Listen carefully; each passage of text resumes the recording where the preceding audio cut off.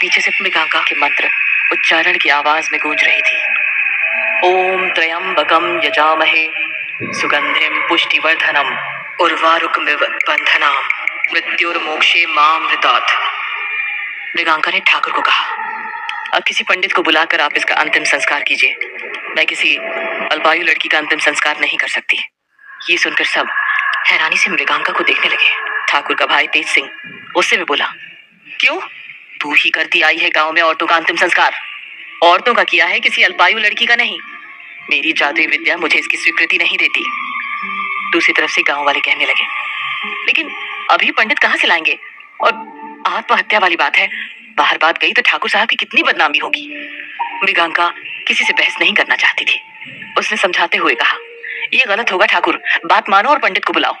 ठाकुर अब अपनी कुर्सी छोड़कर मृगांका के पास आए और बोला, तुझे पैसा राशन सब डबल करके दूंगा मैं, बस इस लाश को रफा दफा कर। मृगांका को ठाकुर की बात इतनी अजीब लगी कि उसने कह दिया, बेटी है तुम्हारी ठाकुर, ये कैसे बात कर रहे हो? उसकी आत्मा की शांति चाहते हो तो जैसा कहती हूँ वैसे ही करो। मृगांका की बात सुनकर गांव की एक बूढ़ी बोली, पागल हो गई है क्या? ठाकुर साहब को मना कर रही है?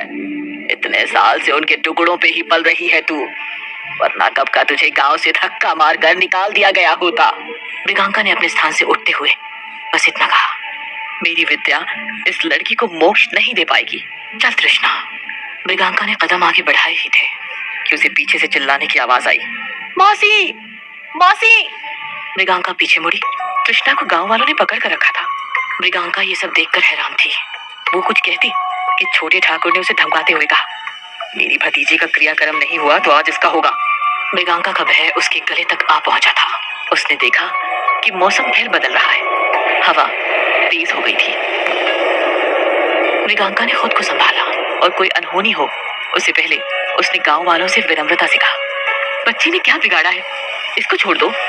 जिस काम को करने की तुम जिद कर रहे हो वो मेरे हाथ में है ही नहीं। लेकिन लोग जिद में अंधे थे।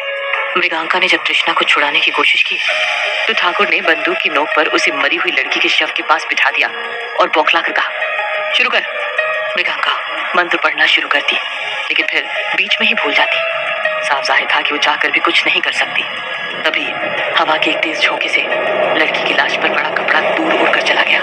मृगांका का डर अब उसकी आंखों में साफ दिख रहा था। ठाकुर का बेटा नमन, जो कुछ 20 साल का था और दिल्ली में पढ़ रहा था, ठाकुर को बोला, डैड छोड़ दीजिए लड़की को, बच्ची है वो, पंडित को बुलवा लेते हैं। आप तो रीति रिवाज मानते हैं तो क्यों जिद कर रहे हैं? लेकिन ठाकुर ने उसकी एक नहीं सुनी। वो तो बस चाहता था कि बात यहीं गांव में दबकर रह जाए। लेकिन क्यों? बेटी तो उसकी ही थी।